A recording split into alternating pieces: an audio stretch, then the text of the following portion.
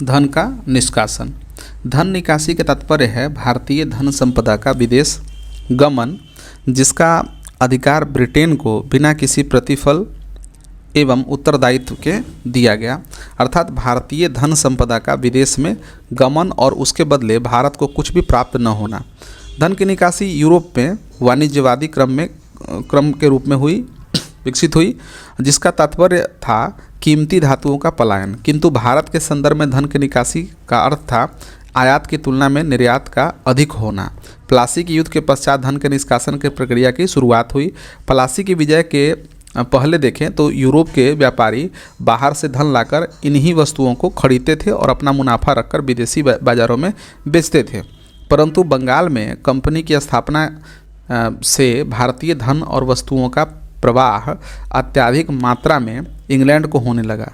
1947 ईस्वी में देश की आज़ादी के समय तक भारत, जो कभी एशिया का अन्न भंडार हुआ करता था, विश्व का निर्धनतम देश बन गया, जिसका भारत की प्रति व्यक्ति आय से अनुमान लगाया जा सकता है। तो भारत की प्रति व्यक्ति आय का अनुमान देखें तो सबसे पहले जो प्रयास किया था दादा भाई नौरोजी ने 20 रुपये जो है आय बताई थी। 1867-68 की बात है, ठीक है। उसके बाद विलियम डिग्बी 18 रुपये 1899 ईस्वी में बताई। इसके बाद है लॉर्ड कर्जन 30 रुपये 1901 में, और VKRV राव 62 रुपये 1931-32 में। तो ये अनुमान था प्रति व्यक्ति आय का, तो आप समझ सकते हैं। धन की निकासी के स्रोत देखें तो आखिर कौन कौन से स्रोत है जिससे धन का निष्कासन होता था। तो धन की निकासी का सबसे महत्वपूर्ण स्रोत होम चार्जेज खर्च था, जिसके तहत भारत की ब्रिटिश सरकार द्वारा ब्रिटेन में किया गया खर्च, जैसे इंग्लैंड में नियुक्त यूरोपीय अधिकारियों के वेतन, सैन्य खरीदारी, भारत सचिव के ऑफिस का खर्च आदि शामिल थे। इसके बाद देखें तो ईस्ट इंडिया कंपनी के अधिकारियों का वेतन, भत्ते, पेंशन आदि भारतीय राजस्व से दिए जाते थे। रेलवे पर दिए जाने वाला गारंटी युक्त ब्याज तथा भारत में साम्राज्य विस्तार एवं उसी क्रम में हुए विद्रोह को दबाने के लिए अंग्रेज सरकार द्वारा लिए गए ऋण पर ब्याज की अदायगी करना भी शामिल था। व्यापार, उद्योग, बागान आदि पर निवेश की गई निजी पूंजी की आय तथा भारतीय उद्योग का विकास ब्रिटिश हितों की पूर्ति के लिए किया गया। तो ये सभी धन की निकासी के स्रोत थे। अब हम लोग देख लेते हैं कि भारत में धन की निकासी के 3 चरण किस प्रकार से निकासी हुआ, वो देखते हैं। तो हमने पहले भी देखा था इन चरणों को। तो प्रथम चरण में वाणिज्यिक पूंजीवाद, और दूसरे चरण में औद्योगिक पूंजीवाद, और तीसरे चरण में वित्तीय पूंजीवादी चरण। तो वाणिज्यिक पूंजीवादी चरण का जो समय है वो 1757 से लेकर 1813 ईस्वी तक, औद्योगिक पूंजीवादी चरण का है 1813 से लेकर 1858 तक, और वित्तीय पूंजीवादी का चरण जो है वो 1858 ईस्वी के बाद था। तो प्रथम चरण में हम लोग देखें तो प्रथम चरण या वाणिज्यवादी पूंजीवादी चरण में धन निकासी की प्रक्रिया प्रारंभ हुई। प्लासी विजय 1757 ईस्वी के पश्चात बंगाल तथा अंततः पूरे भारत पर अंग्रेजों के अधिकार का रास्ता खुल गया। बंगाल से प्राप्त भारी राजस्व के सहारे उन्होंने एक शक्तिशाली सेना को खड़ा किया, और इसी से उन्होंने शेष भारत पर विजय का खर्च उठाया। जैसे कि कर्नल माल्सन ने लिखा है कि कंपनी के अधिकारियों का अब एक ही लक्ष्य है, जितना लूट सको लूटो। ठीक है, ये कर्नल माल्सन ने लिखा है कि कंपनी के अधिकारियों का अब एक ही लक्ष्य है कि जितना लूट सको उतना लूटो। कंपनी के डायरेक्टरों ने यह आज्ञा दी कि बम्बई और मद्रास प्रेसिडेंसियों का भी बंगाल खर्च उठाए और अपने राजस्व से कंपनी के भारत से होने वाले पूरे निर्यात का माल खरीदे। साथ ही कंपनी और उसके नौकर भारतीय अधिकारियों और जमींदारों को उपहार और घूस देने के लिए बाध्य करते थे। वे भारतीय दस्तकारों, किसानों और व्यापारियों को अपना माल अंग्रेज़ों को सस्ता बेचने और अंग्रेज़ों का माल महंगा खरीदने पर मजबूर करते थे। ब्रिटिश इतिहासकार जिनका नाम है पर्सिवल स्पीयर ने इस काल को खुली और निर्लज्जतापूर्वक लूटपाट का युग बताया है। पर्सिवल स्पीयर ने। धन का बहिर्गमन, महत्वपूर्ण तथ्य को देखें तो दादा भाई नौरोजी ने सन 1867 ईस्वी में ईस्ट इंडिया एसोसिएशन की बैठक में इंग्लैंड्स ड्यूटीज़ टू इंडिया में प्रथम बार धन के बहिर्गमन का सिद्धांत को प्रस्तुत किया। दादा भाई नौरोजी को प्रति व्यक्ति आय का अनुमान लगाने वाला प्रथम राष्ट्रवादी नेता माना जाता है। धन के निष्कासन से संबंधित दादा भाई नौरोजी के निबंध हैं the poverty and un British rule in India, दूसरा the wants and means of India, और तीसरा on the commerce of India. ये सभी दादा भाई नौरोजी ने इस निष्कासन को अनिष्टों का अनिष्ट कहा है। ठीक है, अनिष्टों का अनिष्ट दादा भाई नौरोजी ने इसे कहा है। रमेश चंद्र दत्त ने अपनी पुस्तक economic history of British India में धन के बहिर्गमन सिद्धांत का प्रतिपादन किया।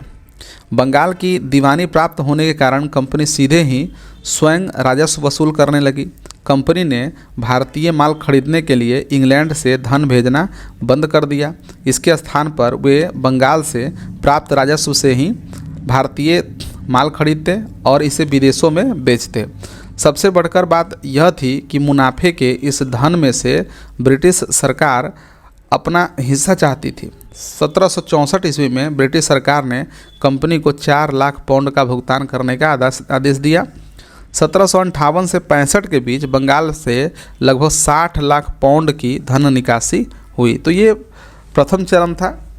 अब हम लोग द्वितीय चरण में आते हैं, जो कि 1813 से लेकर के 1858 ईस्वी की बात है, और औद्योगिक पूंजीवादी जो बात हो रही है उस काल की बात हो रही है। तो द्वितीय चरण में 1813 ईस्वी के चार्टर्ड में व्यापारिक खाता और राजस्व खाता अलग अलग कर दिया गया। अतः कंपनी को एक अलग नीति तैयार करनी पड़ी। उसने भारत में किसानों से जबरन अफीम की खेती करवाई और अफीम को चीन में बेचकर एक त्रिकोणीय व्यापार शुरू किया, जिसका लाभ भारतीयों को नहीं बल्कि ब्रिटिश शासन को मिला। 1813 ईस्वी में संपत्ति का दोहन और भी बढ़ा, जिसे मार्क्स ने क्या है ब्लीडिंग प्रोसेस की संज्ञा दी। याद रखेंगे, ब्लीडिंग प्रोसेस। दूसरी ओर दादा भाई नौरोजी के धन के निष्कासन सिद्धांत ने अंग्रेजों द्वारा ब्रिटेन को भेजी जाने वाली पूंजी को उजागर किया। 1896 ईस्वी में कांग्रेस के कलकत्ता अधिवेशन में इस सिद्धांत को स्वीकार कर लिया गया। इस चरण के धन निकासी को दादा भाई नौरोजी द्वारा इस प्रकार स्पष्ट किया गया: यह आर्थिक नियमों का निर्दयतापूर्ण अभियान नहीं है, अपितु यह ब्रिटिश नीतियों की विवेक रहित एवं निर्दयतापूर्ण कार्यवाही है। यह भारतीय संसाधनों का भारत में ही निर्दयतापूर्ण भक्षण है तथा आगे चलकर यह भारतीय धन से इंग्लैंड का निर्दयतापूर्ण विकास है। ये आप याद रखेंगे, दादा भाई नौरोजी ने क्या कहा कि यह आर्थिक नियमों का निर्दयतापूर्ण अभियान नहीं है, अपितु यह ब्रिटिश नीतियों की विवेक रहित और निर्दयतापूर्ण कार्रवाई है।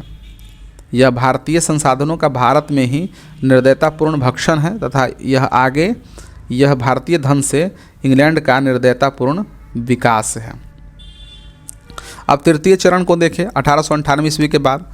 तो 1860 से लेकर के 1947 ईस्वी तक भारत का निरंतर आर्थिक शोषण कई रूपों में अंग्रेजों द्वारा किया गया, जैसे कि होम चार्जेज यानी गृह व्यय।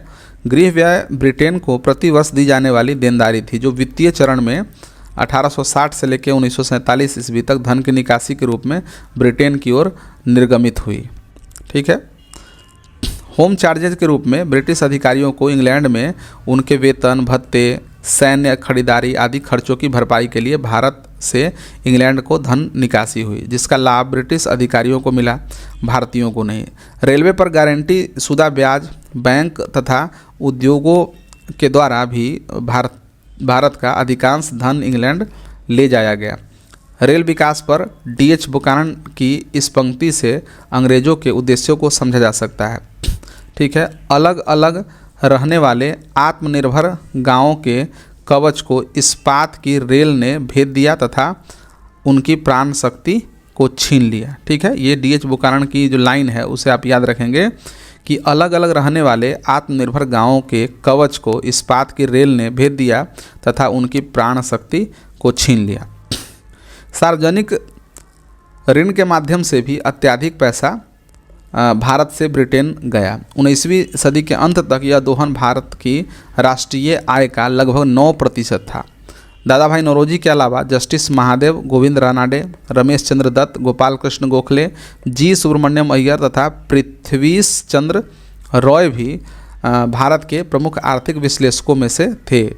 इनके अनुसार भारतीय धन इंग्लैंड पहुंचकर वापस भारत आता है तथा पुनः उसे यहाँ पूंजी के रूप में लगा दिया जाता है। इस प्रकार देश शोषण के दुष्चक्र का शिकार हो गया।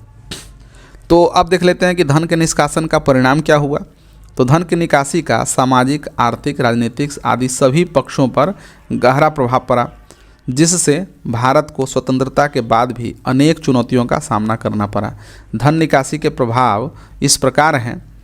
पहला कि धन की निकासी के कारण राष्ट्रीय आय में कमी हुई। दूसरा, क्रय शक्ति का कम होना, जिससे भारतीय समाज में मानव शक्ति का विकास नहीं हो पाया। तीसरा, कृषक वर्ग की तबाही हुई। अंग्रेजों ने किसानों को भू राजस्व के बोझ से लाद दिया और इसी आय को पुलिस, प्रशासन, सेना पर खर्च किया गया। फलतः ग्रामीण ऋणग्रस्तता तथा निर्धनता में वृद्धि हुई।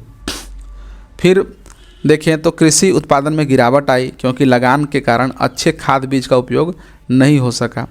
इसके बाद देखें तो सामाजिक और राजनीतिक उदारवादी संस्थाओं का विकास भारत में नहीं हो सका। अगला देखें तो पूंजी का संचय न होने के कारण उद्योगों का विकास अवरुद्ध हो गया। अकालों के कारण लाखों लोगों की मौत हुई, क्योंकि जनता के पास अनाज खरीदने के लिए धन मौजूद नहीं था। इससे जनता में असंतोष की भावना पैदा हुई। धन निकासी के सिद्धांत ने राष्ट्रीय भावना को पैदा करने में सहायता की, क्योंकि धन निष्कासन सिद्धांत ने अंग्रेजों के शोषण मूलक चरित्र को उजागर किया। परिणाम स्वरूप साम्राज्यवादी शासकों का यह खोखलापन सार्वजनिक हो गया कि विदेशी शासन भारत के हित में है। इस प्रकार इस मिथक की नैतिक अवधारणा का पर्दाफाश हो गया और यह भी स्पष्ट हो गया कि भारत निर्धन इसलिए नहीं है कि यहाँ प्राकृतिक संसाधन मौजूद नहीं है, बल्कि इसलिए है क्योंकि यह उपनिवेशी हितों के अनुरूप जो है शासित किया जा रहा है। राष्ट्रवादी आलोचक का देखें तो यह आंदोलन अंग्रेजी शासन को एक प्रकार की चुनौती तथा राष्ट्रीय आंदोलन के उदारवादी चरण यानी कि 1885 से लेकर 1905 ईस्वी में राष्ट्रीय चेतना का प्रसार था। यह काल राष्ट्रीय स्वतंत्रता आंदोलन का शैशव काल था। इस प्रकार राष्ट्रीय आंदोलन के दौरान धन निकास का मुद्दा सदैव अंग्रेज के विरुद्ध एक हथियार के रूप में मौजूद रहा। जहाँ तक राष्ट्रवादी चिंतकों की बात है तो उनका कहना है कि भारत को उस पूंजी की ज़रूरत ही नहीं थी जो अंग्रेज़ों ने उस समय उसे उपलब्ध कराई। दूसरे कि यदि भारत में स्वयं पूंजी का संचय हुआ होता तो फिर उसे कर्जे लेने की क्या ज़रूरत क्यों पड़ती। आगे धन की निकासी की व्याख्या करते हुए इन्होंने इस बात पर जोर दिया कि भारत उस लाभ से भी वंचित रह गया जो उस रकम के निवेश से उसे प्राप्त होता। साथ ही धन की निकासी ने निवेश के अन्य तरीकों से भी प्रभावित किया। उपयुक्त विवेचना की समीक्षा करने पर हम इस निष्कर्ष पर पहुंचते हैं कि राष्ट्रवादी आलोचना की भी कुछ अपनी सीमाएं थी। उदाहरण के लिए दादा भाई नौरोजी जैसे राष्ट्रवादी चिंतकों ने यह सिद्ध करने का प्रयत्न किया कि भारत में जिस धन की निकासी हुई है वह महज धन नहीं था बल्कि पूंजी थी। दूसरे, उन्होंने भारत में कार्यरत ब्रिटिश अधिकारियों को भारत के आर्थिक दोहन के लिए उत्तरदायी माना। लेकिन फिर भी यह कहा जा सकता है कि हमारे राष्ट्रवादी चिंतकों ने औपनिवेशिक अर्थतंत्र की क्रमबद्ध आलोचना कर ब्रिटिश शासन के वास्तविक चरित्र को उजागर किया। अतः भावी जागरूकता की दृष्टि से उनका चिंतन सराहनीय माना जाना चाहिए। ठीक है, तो दोस्तों हमने धन के निष्कासन को विस्तारपूर्वक पढ़ा। मिलते हैं अगले वीडियो में, तब तक के लिए धन्यवाद।